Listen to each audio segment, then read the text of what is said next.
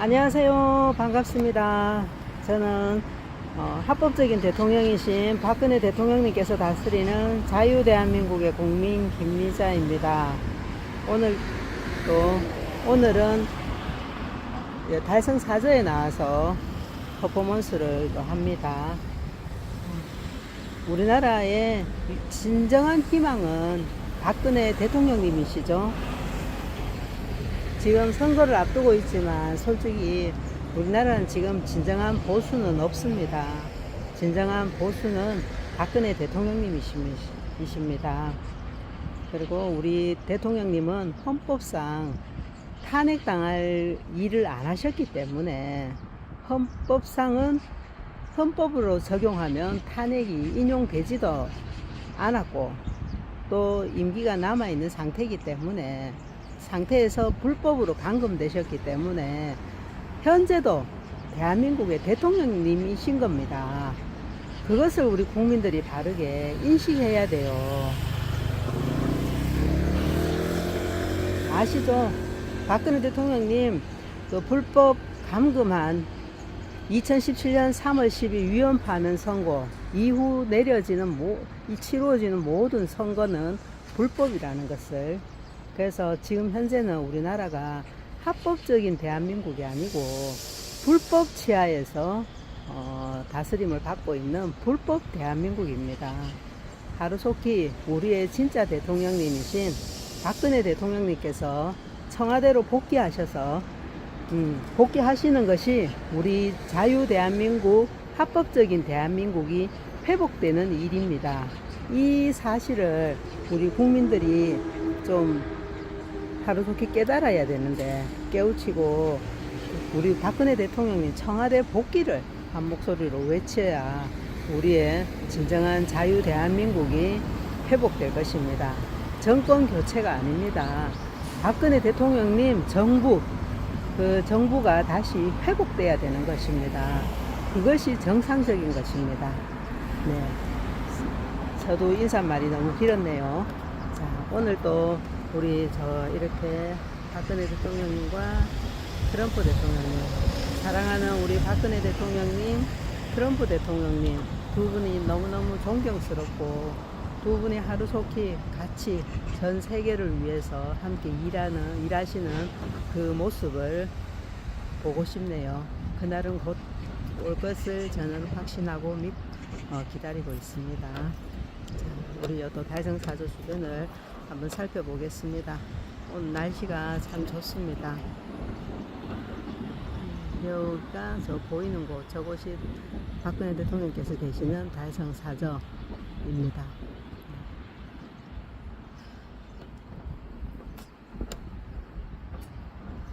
제가 대통령님께 인사드리고, 참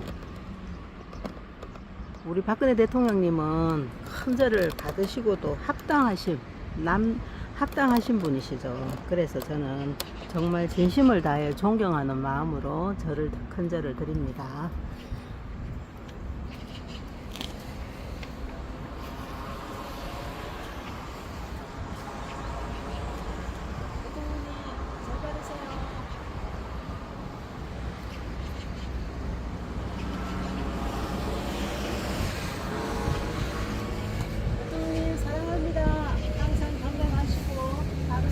청와대로 복귀하실 것을 기원합니다.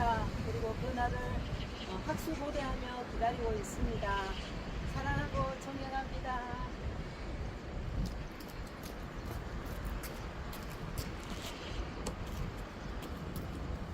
짠! 박근혜 대통령, 여기 위에 글자를 4개밖에 못 적어갖고 이렇게 박근혜 짱 했어요. 안 그러면 대통령님이랑 호칭을 붙였을 텐데. 그래갖고 박근혜 대통령님 청와대 복귀 뿐이다. 짠, 짠, 짠.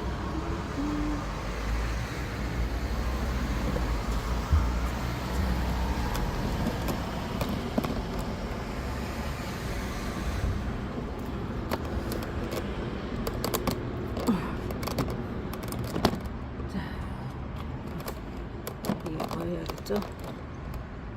자, 오늘 또 애국가 부르고, 그리고 박근혜 대통령 연설문 읽고 마지막으로 나의 조국 부르고 마치겠습니다. 자, 시작합니다. 우리 애국가부터 먼저 부르겠습니다. 동해물과 백두산이 마르고 닳도록 하느님이 보호하사 우리나라 만세 무궁화 삼천리 화려강산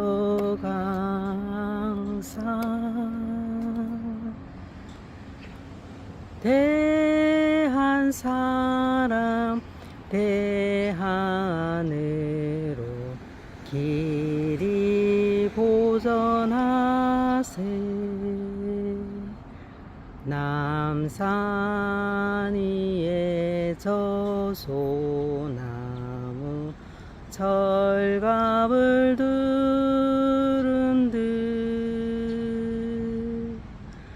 바람 소리 불변하무 우리 기상일세 무궁화 삼천리 화려강산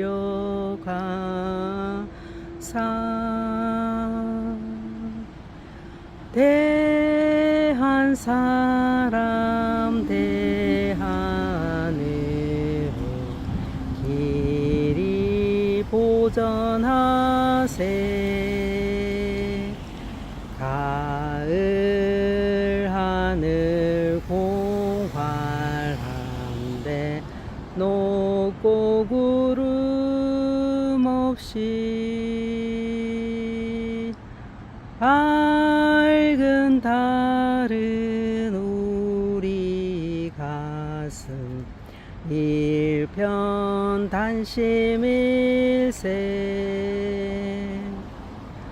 무궁화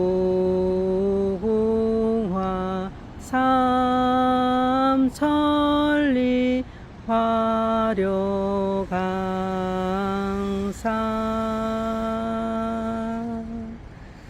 대한 사람 대한으로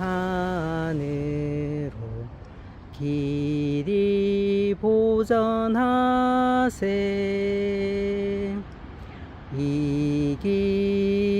이기상과 이 마음으로 충성을 다하여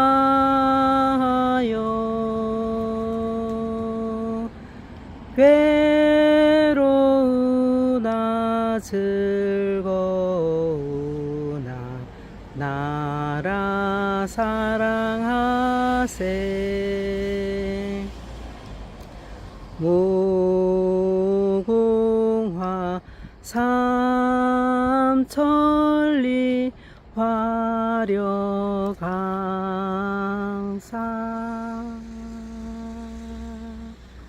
대한 사람 대한으로 길이 보전하세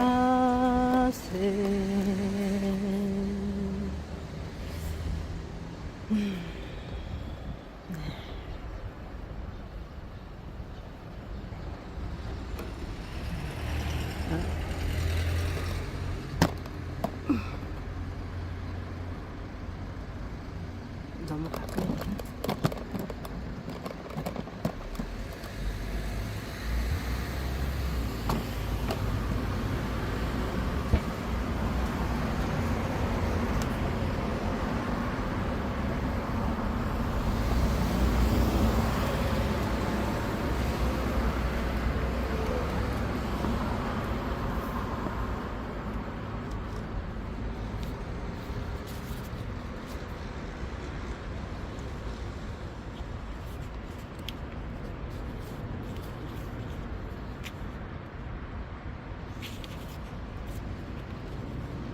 오늘은 연설문 34번째 2015년 신년 구상을 발표하신 거 읽어드리겠습니다. 2015년 1월 12일 날 발표하신 거예요.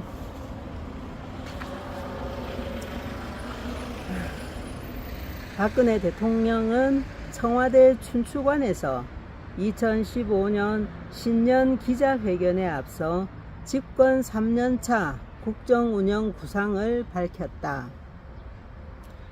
박 대통령이 12일 이 자리에서 차질 없는 경제혁신 3개년 계획과 노동, 연금, 공공기관, 금융 등 4대 구조개혁 추진, 남북 정상회담과 이산가족 상봉 등 현안에 관련된 구상을 밝혔다. 박 대통령은 회견에서 경제를 가장 많이 언급하며 글로벌 경제 위기 속 경제 활성화를 통해 국가 재도약을 이루겠다는 의지를 피력하였다. 또한 광복 70주년이자 분단 70년을 맞는 해인 만큼 경제 활성화에 최선을 다하는 동시에 남북 관계 개선에도 노력하겠다는 국정 운영 방향을 제시하였다. 이날 박 대통령은 경제 활성화복이라고 불리는 빨간색 정장 상의를 입고 연단에 섰으며 25분 동안 원고지 66.3장 분량의 신년 구상을 시종 차분한 분위기 속에서 읽어나갔다. 이는 2014년에 비해 상당히 긴 시간을 더 할애한 것이다.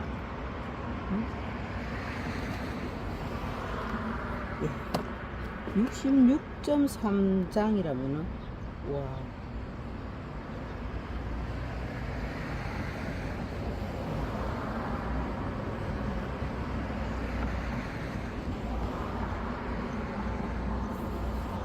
오늘 10페이지가 좀 넘습니다. 조금 길 것 같습니다. 그래도 우리 박근혜 대통령님의 연설문은 읽어보면 정말 너무너무 좋아요. 배울 점이 많고 우리 지금 현재 우리 삶, 우리의 정신건강에도 좋고 또 새로운 어떤 내가 삶의 어려움을 어떻게 헤쳐해 나가는가를 저는 이 연설문을 읽으면서 지혜를 얻습니다. 이제 또 읽어드리겠습니다. 존경하는 국민 여러분, 2015년 희망찬 새해가 밝았습니다. 국민 여러분, 가정 모두의 행복과 평안이 가득하기를 기원합니다. 지난 한 해를 돌이켜보면 국내외적으로 많은 어려움들이 있었지만 모든 것을 극복하고 청량의 새해를 맞이하였습니다. 이때 우리 대통령님 엄청 힘든 시기였죠. 세월호도 지나고 있었고 정말 또 국내 언론이나 모든 이런 데서 대통령님을 아주 비하시키고 참 그랬기 때문에 국민들도 대통령님을 이렇게 자꾸 신뢰감을 떨어지고 대통령님을 안 좋게 부정적인 생각을 많이 갖게 되는 그때의 시기였기 때문에 우리 대통령님 정말 힘드셨을 거라 생각됩니다. 그럼에도 불구하고 많은 업적을 이루시고 우리나라를 위해서 많은 큰 일을 하셨으니까 정말 우리 대통령이 훌륭한 대통령님 아니십니까?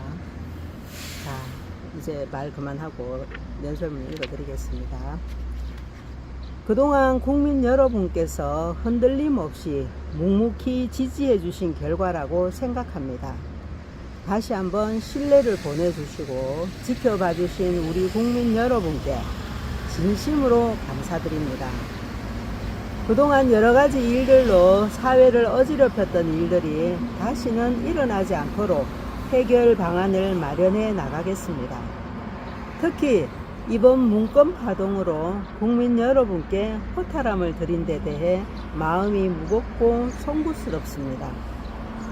나라를 위해 헌신과 봉사를 해야 할 위치에 있는 공직자들이 개인의 영달을 위해 기강을 무너뜨린 일은 어떤 말로도 용서할 수 없는, 있을 수 없는 일이라 생각합니다.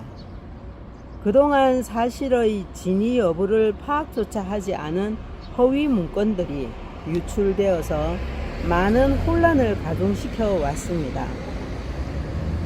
진실이 아닌 것으로 사회를 어지럽히는 일은 자라나는 세대를 위해서나 올바른 사회를 만들기 위해서나 결코 되풀이 되어서는 안 될 것입니다. 국민 여러분, 저는 대통령에 취임한 후에 오직 국민 여러분과 대한민국의 앞날만을 위해 최선을 다해왔습니다. 앞으로도 남은 임기 동안 국민과 나라를 위해 모든 것을 바쳐 나갈 것입니다. 공직자들이 나라와 국민을 혼란에 빠뜨리는 일이 일어나지 않도록 공직 기강을 바로잡아 나가겠습니다. 이제 우리는 이런 상황에서 벗어나 경제를 살리는데 힘을 모아야 합니다. 올해는 광복 70주년이 되는 우리 국민들에게 매우 의미 있는 해입니다.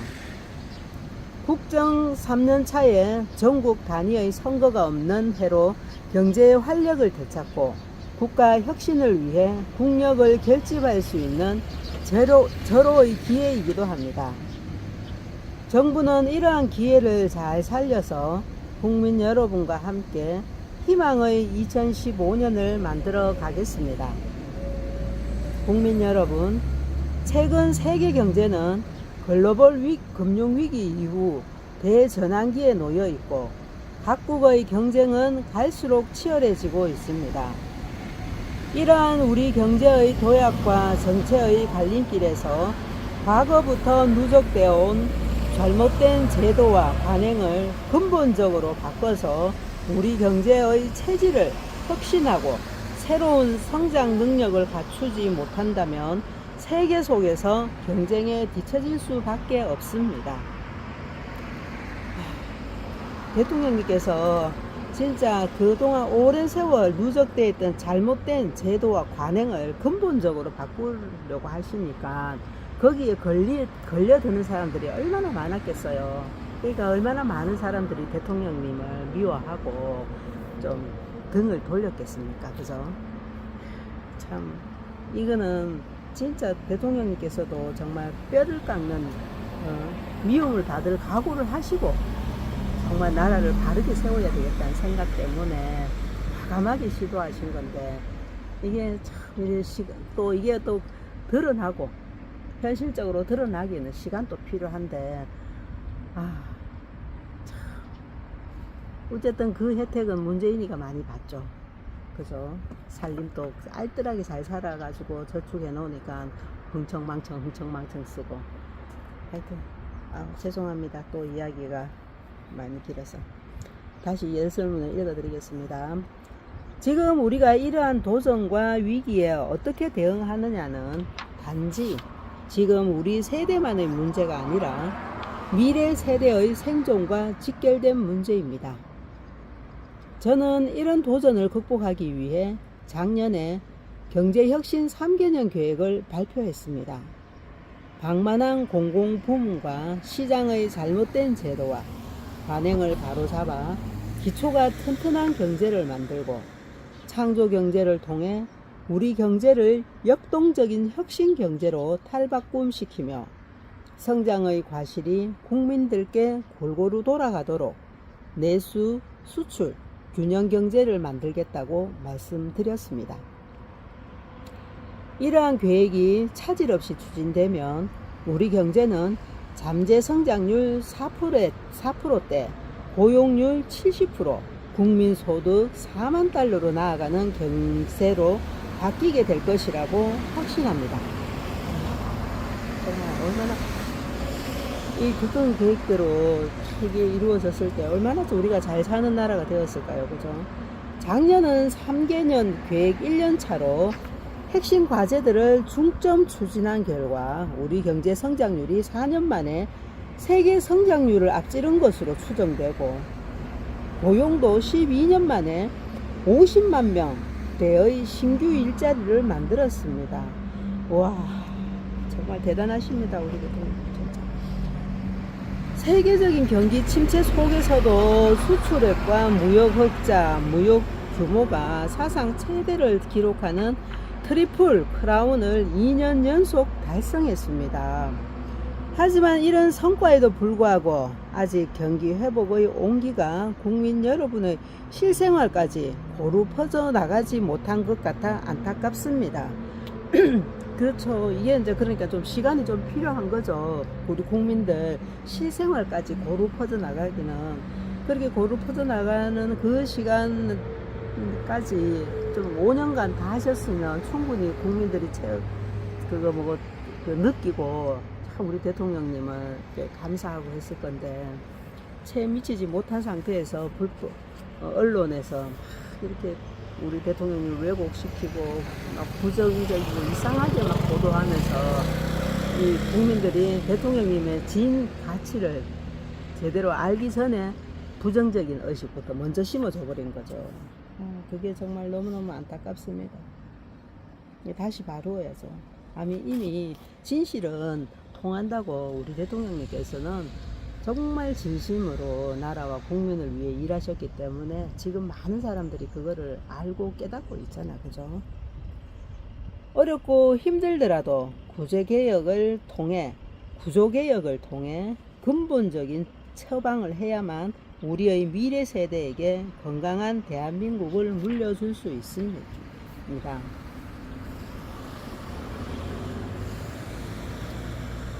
이것을 하려는 것이 G20 성장 전략 중 1위로 평가된 경제혁신 3개년 계획입니다. 올해는 이 계획에 따라 예산을 편성한 첫 해인 만큼 작년에 닦아놓은 제도적 틀을 바탕으로 본격 추진하겠습니다. 첫째로 공공, 노동, 금융, 교육 등 4대 부문을 중심으로 구조개혁에 박차를 가해서 기초가 튼튼한 경제를 만들겠습니다. 이 4대 부문은 우리 경제 사회의 핵심 분야이자 서로 긴밀하게 연결되어 있는 기둥입니다. 그러나 오랫동안 우리 경제 사회의 비효율성과 경쟁력 저하의 근본 원인으로 작용함으로써 국민들의 불신을 초래해 왔습니다. 우선 공공기관 2단계 정상화를 추진해서 다른 부문 개혁을 선도해 나가겠습니다. 공공부문 개혁은 모든 개혁의 시작이라고 생각합니다.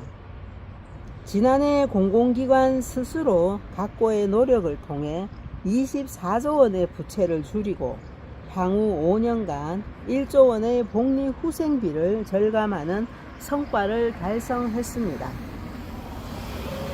앞으로 2단계 공공기관 정상화를 추진해서 환경 변화에 따라 불필요해지거나 중복된 기능은 과감히 통폐합해서 핵심 역량 위주로 기능을 재편할 것입니다.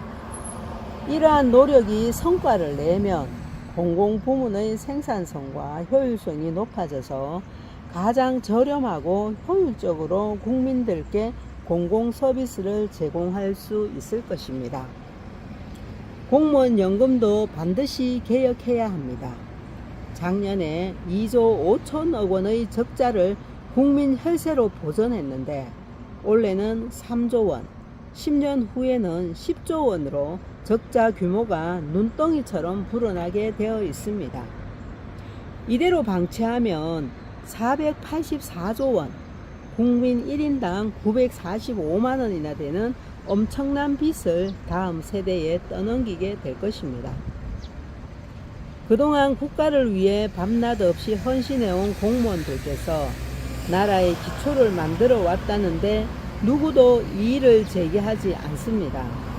힘드시겠지만 조금씩 양보해 주실 것을 부탁드리고 정년 연장과 임금 피크제 도입 등 사기 진작책을 보완해서 여야가 합의한 4월까지는 꼭 처리해 주실 것을 간곡히 요청드립니다. 또한 상생의 노동시장 구조개혁을 추진해서 일자리 창출과 경제 활성화를 이루겠습니다. 노동시장 개혁은 선택이 아니라 필수적인 생존 전략입니다.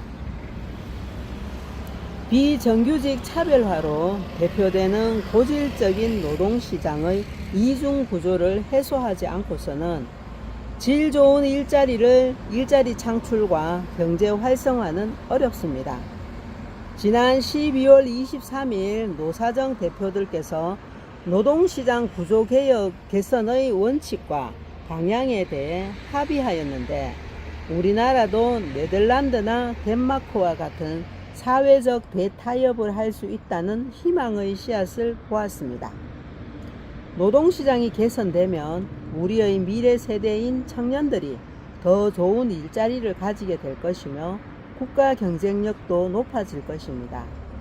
노와 사는 상생의 정신을 바탕으로 3월까지는 반드시 노동시장 구조개혁 종합대책을 도출해 주실 것을 당부드립니다. 금융도 이제는 경제성장을 이끄는 분야로 다시 태어나야 합니다. 담보나 보증 위주의 낡은 보신주의 관행부터 타파해야 합니다.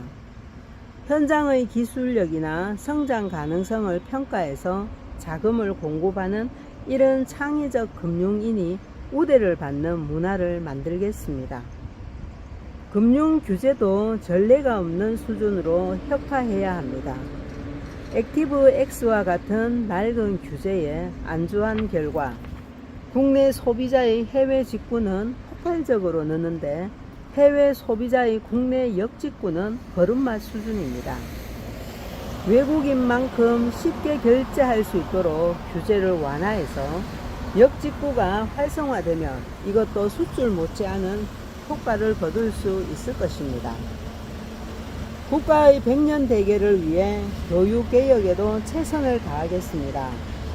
우선 입시 위주의 교육에서 벗어나 학생들의 꿈과 끼를 살려주는 자유학기제를 더욱 확산해 나가겠습니다. 자유학기제. 정말 우리 대통령님 생각은 너무 앞서 참 이렇게 참신하고 정말 창의적이지 않습니까?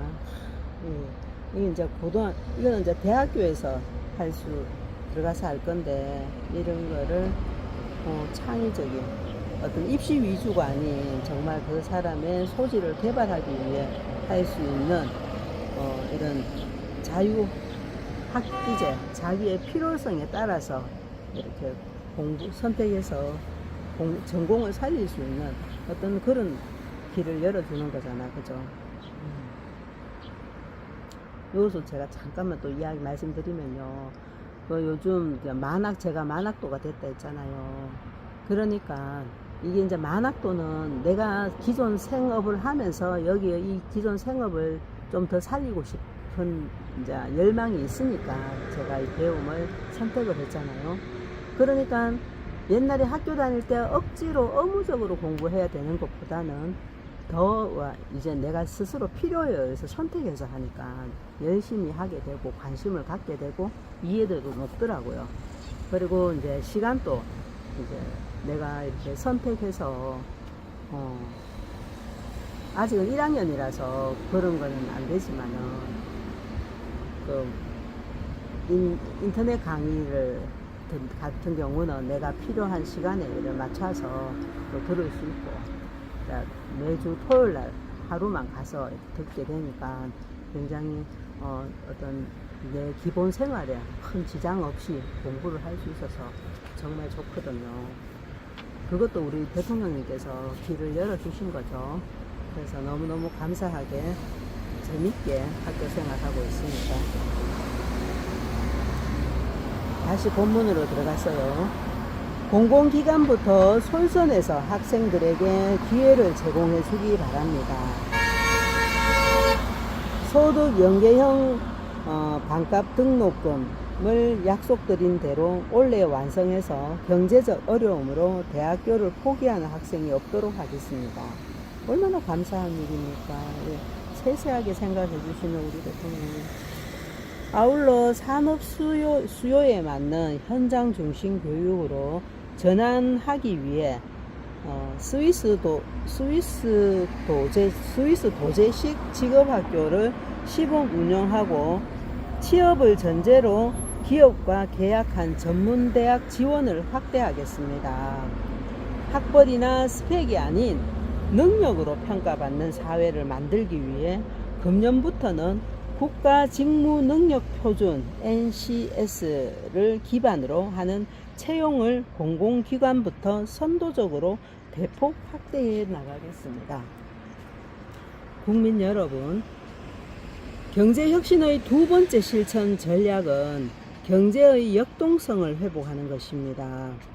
이를 위해 우선 창조경제를 전국 전 산업으로 확산시켜 새로운 바람을 불어넣을 것입니다.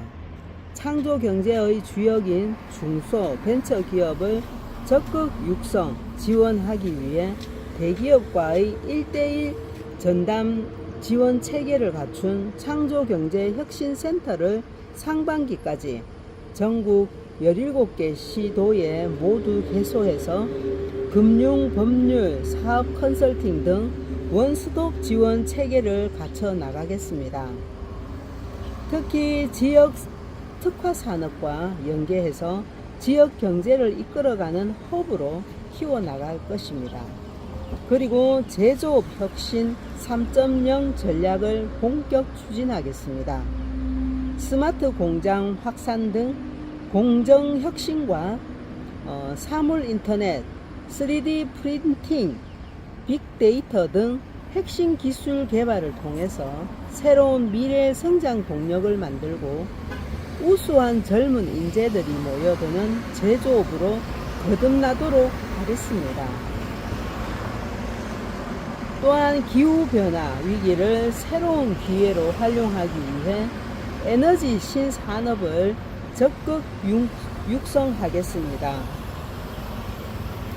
전기차와 제로 에너지 빌딩, 친환경 에너지 타운 등 온실가스를 감축하면서도 새로운 성장의 돌파구를 확보해 나갈 것입니다. 우리 대통령님 사업을 하셔도 굉장히 잘하셨을 것 같아요. 그래서 우리의 경제 영토도 나날이 확대되고 있습니다.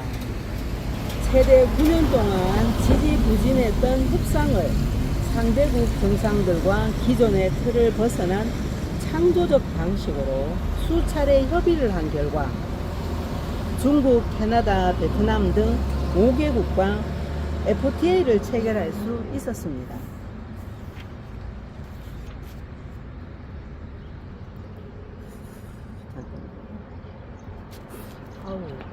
또 차에서 뿜어내는 매연 때문에.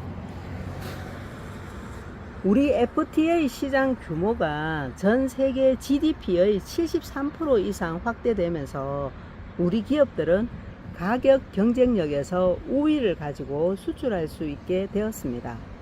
특히 정부의 FTA 활용 지원책도 가시화되면서 많은 중소기업들이 신규 계약을 따내는 등 FTA 체결국으로 의 수출 증가율이 평균 수출 증가율의 2배가 넘습니다. 정부는 FTA가 계속해서 우리 기업 수출 확대의 탄탄한 버팀목이 되도록 지원할 것입니다. 농업도 쌀 관세와 FTA 등을 위기가 아닌 새로운 기회로 활용하도록 미래 성장 산업, 수출 산업화 전략을 추진할 것입니다.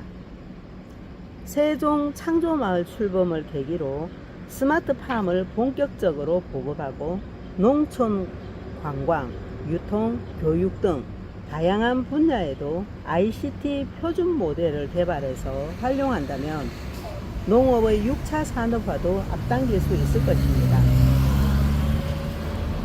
또한 농업 분야가 FTA를 발판 삼아서 중국, 동남아를 넘어 한라의 시장까지도 진출할 수 있는 수출 산업으로 키워나가겠습니다. 의료 서비스도 우리의 높은 기술력을 바탕으로 미래 성장 동력 수출 산업으로 육성하겠습니다.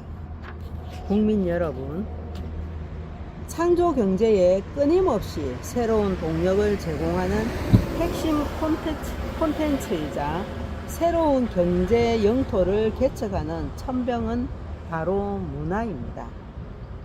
지금 세계는 문화로 새로운 산업을 창출하고 문화 산업으로 새로운 시장을 개척하면서 문화 영토를 구축해 나가고 있습니다.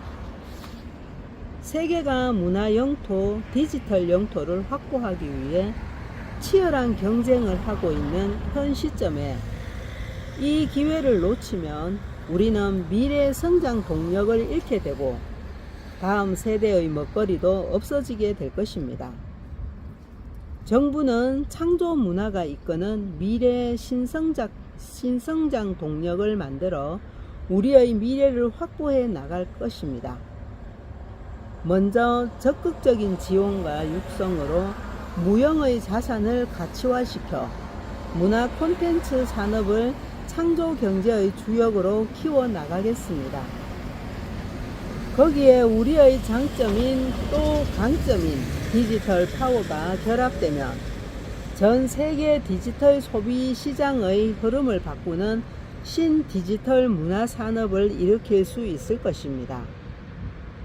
문화 콘텐츠와 디지털 문화가 만나는 지점에 공급과 수요가 유기적으로 순환하는 새로운 플랫폼을 구축한다면 상상할 수 없을 정도로 큰 새로운 시장도 개척할 수 있을 것입니다.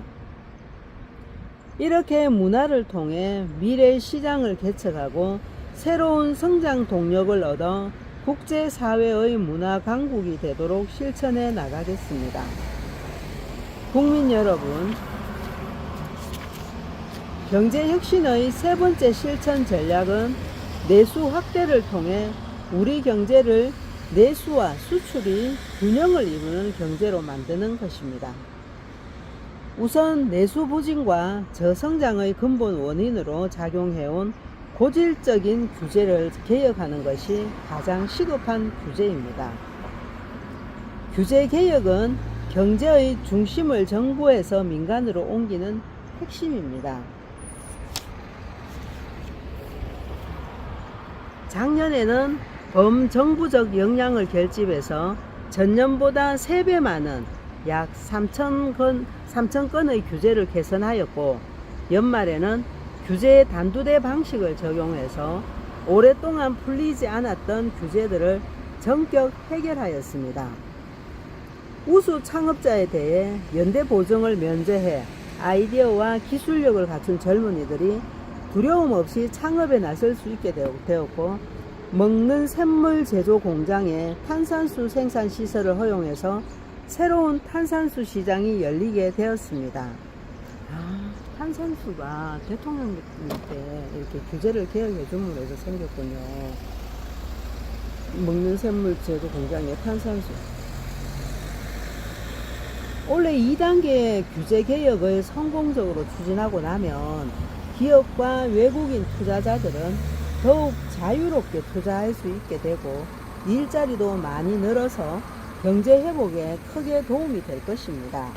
잠깐만요. 저 물 좀 마시고요.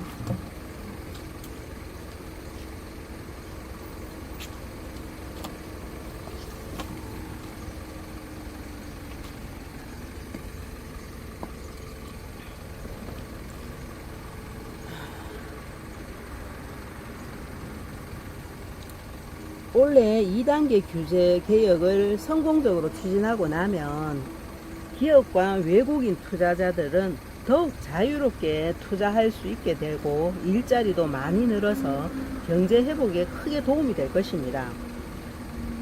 소비 심리를 살려내고 내수를 개선하기 위해서는 무엇보다도 부동산 시장이 회복되어야 합니다.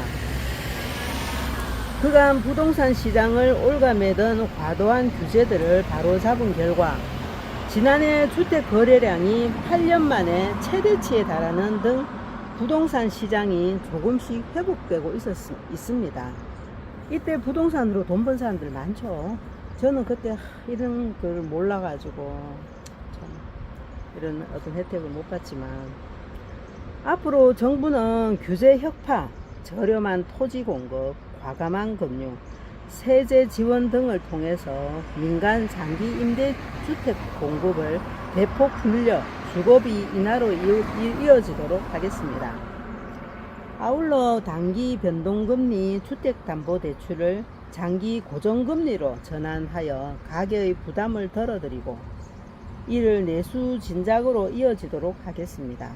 이와 함께 국민들의 어려비 부담을 줄이고 복지 사각지대를 해소하기 위한 노력도 지속해 나갈 것입니다.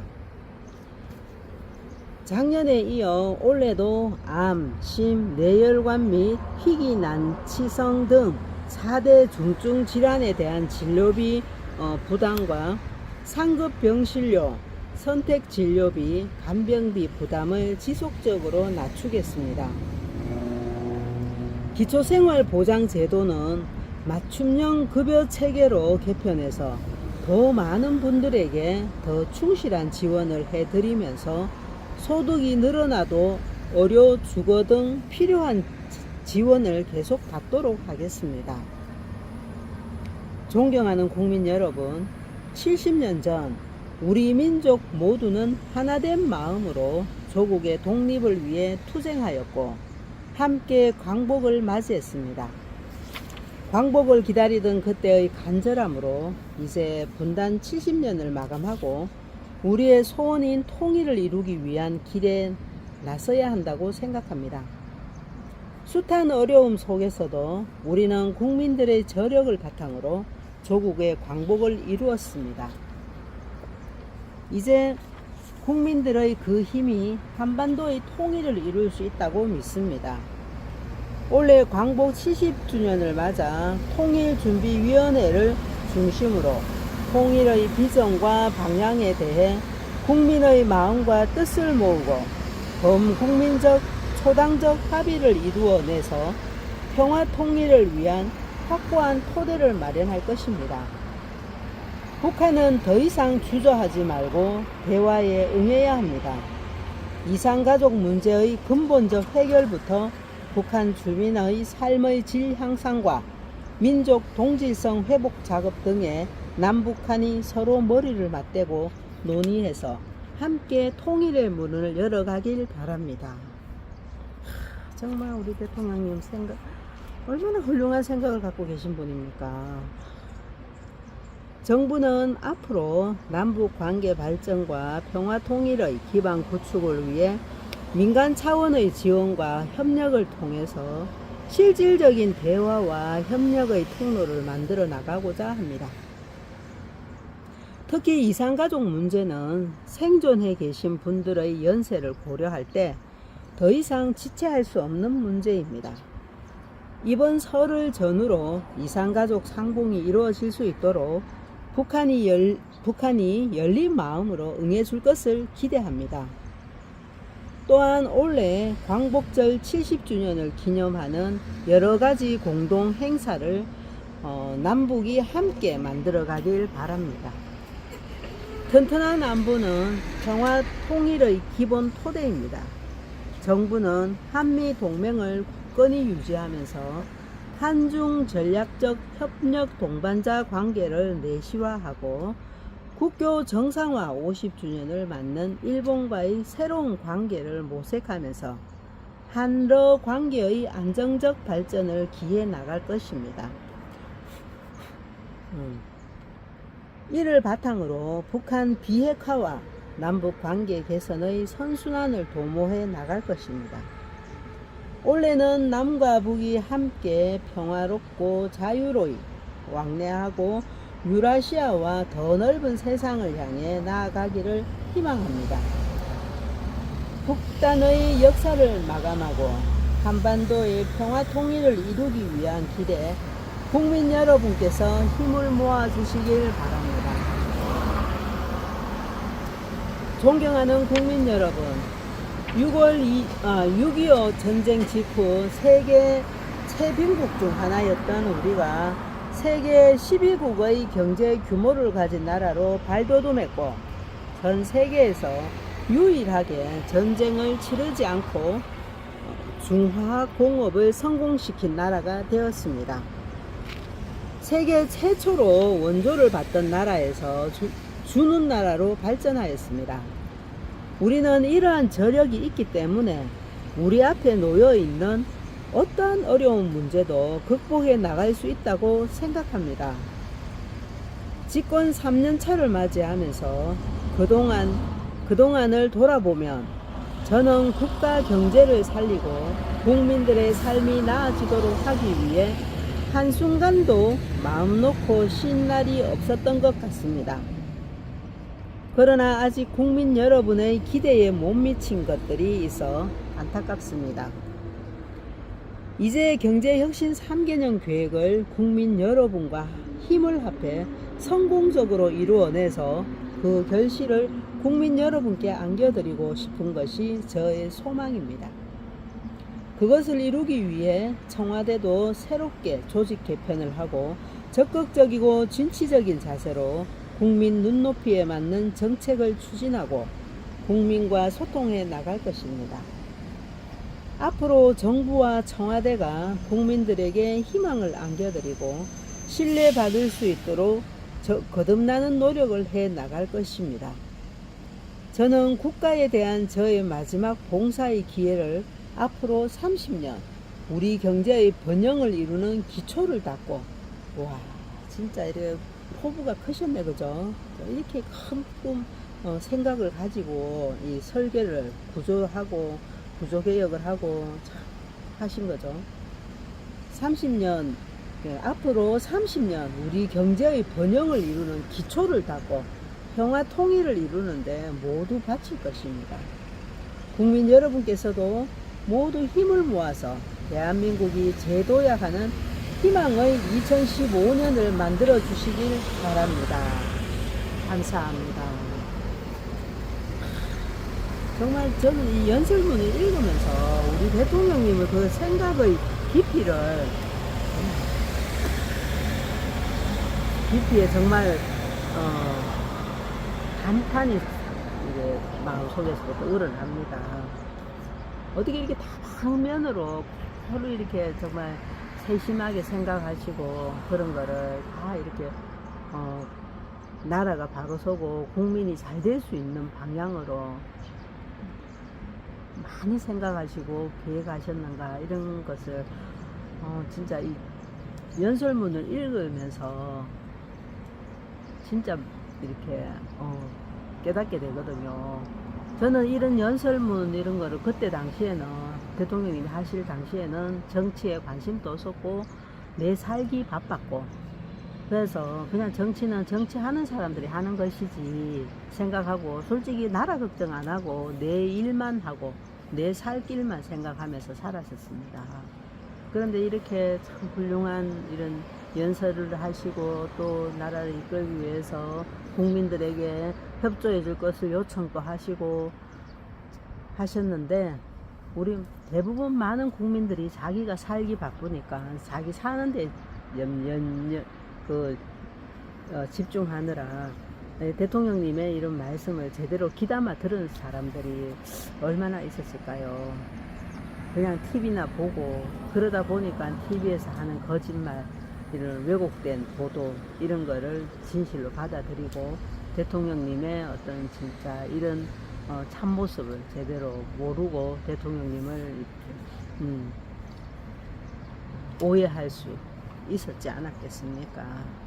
참 우리 역사에 있어서 대한민국 역사에 있어서 정말 가슴 아픈 정말 있어서는 두 번 다시 있어서는 안 될 일이 바로 2017년 3월 10일 위헌파면 선고고 또 그 전에 이 언론 플레이 이런 걸로 해서 정말 이렇게 훌륭하신 대통령을 완전히 진짜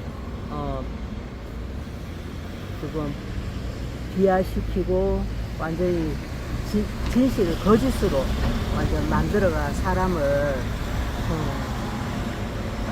명예를 추락시키고 이렇게 했던 그런 정말 너무너무 참 참 불행했던 참 순간들이었죠. 그럼에도 그렇게 혼란스럽고 그렇게도 대통령님을 안 좋은 쪽으로 막 비꼬아서 이렇게 막 보도하고 해도 대통령님은 대통령님 할 일을 꿋꿋하게 잘해 나가셨던 거죠. 그러니까 대통령님 당시 우리나라가 경제가 세계 수출국 6위였다 하던가?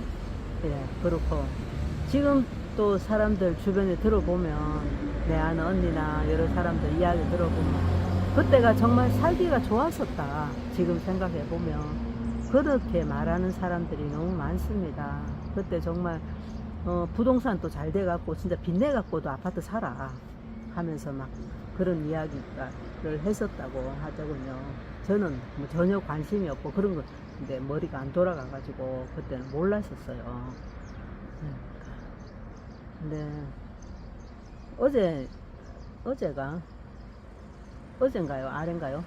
그 대통령님께서 저 박정희 대통령님 그 사저에도 다녀오시고 요 김문수가 요 왔다 가면서 대통령님께서도 그 박정희 대통령님 뵈러 가고 싶은 마음이 들어서 가게 됐다 하시면서 그 박정희 대통령님 사저 구미도 가시고 저 옥천에 유경수 여사님 고향에도 가시고 하셨잖아요. 저는 측근에서 한 번도 박근혜 대통령님을 뵙지를 못했는데 참 화면상으로 이렇게 뵈면서 너무너무 그 선한 모습에 마음이 콧날이 찡긋해지더군요. 그리고 또 우리 대통령님을 환호하는 그 국민들, 그 마음이 우리 국민들의 마음 아니겠습니까? 정말 대통령님을 사랑하고 대통령님이 억울하게 정말 옥고를 치른 거에 대해서 마음 아파하고 대통령님이 다시 대통령님 되셔야 된다고 외치는 국민들의 그 음성을 들을 때 정말 우리 대통령님께서는 우리 국민들의 마음속에 제대로 정신이 박힌 사람들 마음속에는 우리 국민들 마음속에는 대통령님이 대통령으로서 자리 잡고 있다는 것을 느낄 수 있었습니다. 네. 어쨌든 우리 대통령님 건강하게 환하게 웃는 모습을 뵈니까 너무너무 좋더군요. 이제 봄이 박정희 대통령 생가나 그 유경수 여사님 그 생가 가시듯 더 이제 저 청와대로 복귀하시는 그 영광스러운 모습이 이제 TV를 통해서 방영될 그날을 저는 학수고대합니다. 그 국민 사람들 중에 자꾸 박근혜 대통령이 명예회복을 외치는 사람들이 있는데요. 박근혜 대통령님이 청와대 복귀하시면 명예회복은 자동으로 되는 것입니다. 첫째는 원래 자리로 되돌아가셔야 되는 거예요. 왜냐면 죄가 없으셨잖아요. 죄 없는 것도 다 밝혀졌잖아요. 임기도 남아 있었잖아요. 그러면 원상 복귀해야 되는 거죠. 그게 이치 아닙니까? 상식이잖아요. 지극히 상식적인 일이고 또 근데 그것이 적용이 안 되는 게 유일하게 우리 박근혜 대통령님께 적용이 안 돼요. 헌법 84조도 어기지 않으셨는데도 불구하고 탄핵이 됐다. 그거는 말이 안 되죠. 그러면 그 헌법은 권위가 없는 거죠. 헌법이 있을 가치가 없는 거죠. 안 그렇습니까? 그 헌법을 안 어긴 사람이 그 헌법을 가지고 탄핵이 됐다 하면 그 헌법은 가짜 헌법인 거죠. 안 그래요? 그러니까 우리는 이제 지금은 지극히 비정상적인 상황이에요. 모든 게 비정상적인 상황이고 불법 치하지 합법적인 그 치하가 아닙니다. 그래서 뭐 선거에 대해서는 하고 싶은 말도 많이 있지만 지금 또 그런 말을 좀 잘못하면 좀 걸리는 경향도 있고 하니까 제가 이야기 굳이 안 해도 다들 알고 계시니까 그걸 좀 자제를 하겠지만은 참고로 저는 선거 2017년 3월 10일 위헌 파면 선고 나고 처음에는 정치를 몰랐고 그냥 박근혜 대통령님의 뭔가 잘못됐다 그랬을 때 홍준표가 그 재판을 바로 해주겠다는 그 말을 듣고 홍준표라는 사람도 그전에는 몰랐어요. 그런데 그 이야기를 듣고 홍준표를 찍어줬거든요. 그런데 아니더라고요. 그 이후부터는 선거에 일절 참여 안 했습니다. 선거를 거부했습니다. 해봤자 뭐합니까? 이미 표를 만들어 놓고 국민 그거 뭐고 의사는 표현이 안 되고 자기들이 만들어 놓은 표로 조작해 갖고 쫙 그 발표해 버리는데 결국은 지나고 보니까 아 국민들을 들러리로 세우고 이게 합법적인 형식을 취해 가지고 자기들의 그 하는 거를 합법화 시키는 것밖에 안 되잖아요. 그러니까 저는 그런 들러리에 참여하기가 싫더라고요. 그래서 저는 안 합니다. 우리 박근혜 대통령님이 복귀하셔서 선관위도 제대로 정상적으로 운영되고 그런 선에서 선거를 치르지. 그렇지 않은 한에서는 이거는 지극히 저의 개인적인 생각이고 저는 그렇게 행하고 있기 때문에 말씀드릴 수 있는 겁니다. 네. 자, 오늘은 여기까지 하고요. 아이고 벌써 내용도 조금 길긴 했지만 제가 중간에 너무 말을 많이 해가 시간이 많이 됐네요. 자, 이제 나의 조국 우리 박정희 대통령님께서 참 나라를 사랑하시고 면서 지으신 작사 작곡하신 나의 조국 부르고 마치도록 하겠습니다. 정말 우리 박정희 대통령님 같은 분도 그 시대에 박정희 대통령님이 아니셨으면 정말 이 우리나라가 이 경제가 그 못 살던 나라에서 경제가 살아날 수 있도록 기반을 다질 수 있었겠습니까? 정말 너무너무 하늘이 내려주신 정말 그 뭐고 대통령님이셨죠. 훌륭한 대통령님이시잖아요.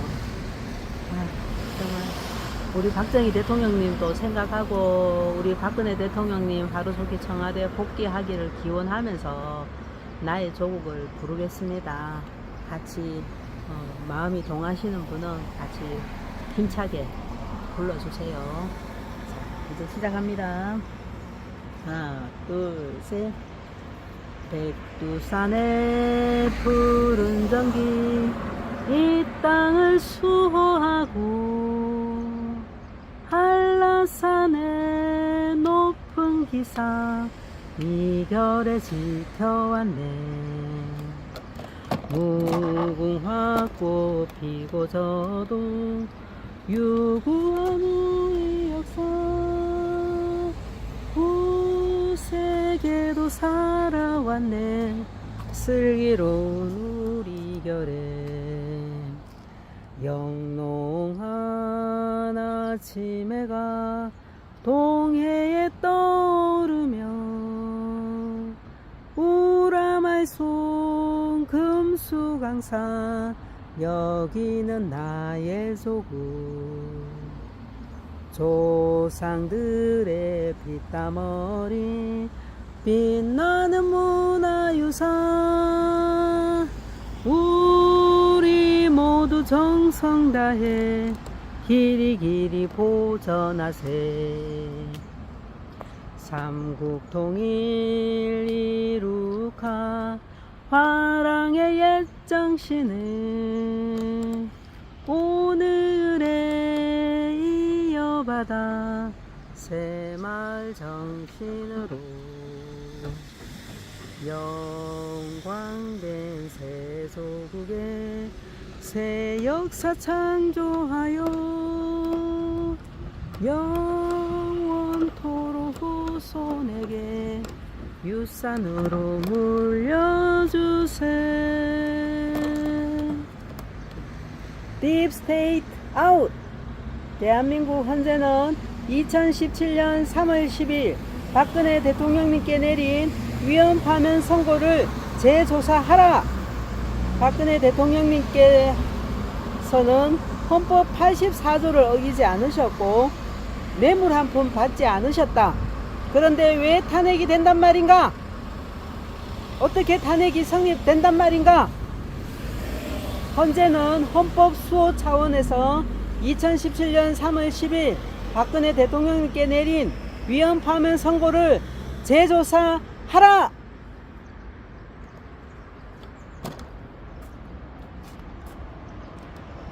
우리나라의 정말 참된 리더로서 자격과 자질을 갖추고 품격을 갖추신 분은 우리 박근혜 대통령님 밖에 없으십니다.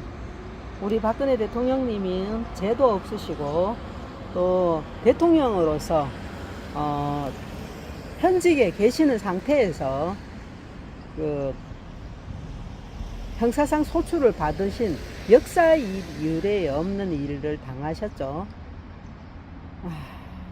정말 그 일은 반드시 바루어져야 됩니다. 그렇지 않으면 헌법이 무너진 상태에서 자꾸 이상한 격가지가 자꾸 생기다 보니까 불법이 만행하게 되고 성행하게 되고 대한민국이 정상적인 대한민국이 안 되는 것입니다.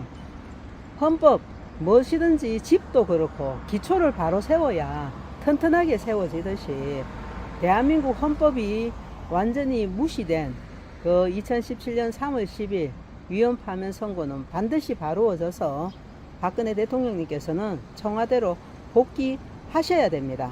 그것이 대한민국 헌법이 바로 서는 거고 기초가 바로 세워지는 것이고 다시 대한민국이 정상적으로 회복되는 일이 될 것입니다. 네, 오늘은 여기까지 하겠습니다. 박근혜 대통령님께서는 자유대한민국의 희망이십니다.